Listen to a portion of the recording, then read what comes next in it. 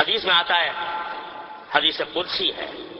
کہ اللہ تعالیٰ فرماتے ہیں کہ میرا بندہ نوافل کے ذریعے میرا قرب حاصل کرتا رہتا ہے یہاں تک کہ میں اس کی آنکھ بن جاتا ہوں جس سے وہ دیکھتا ہے، میں اس کے کان بن جاتا ہوں جس سے وہ سنتا ہے،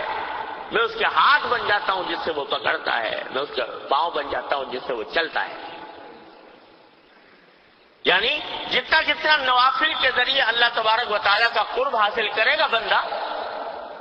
تو اللہ تبارک و تعالیٰ کی طرف سے اس کے اوپر الہام ہوگا۔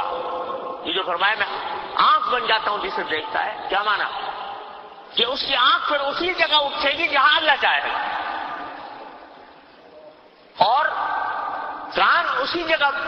وہ بات سنیں گے جو اللہ تبارک و تعالیٰ کو محبوب ہوگی، ہاتھ وہی چیز پکڑیں گے جو اللہ تبارک و تعالیٰ کو محبوب ہوگی۔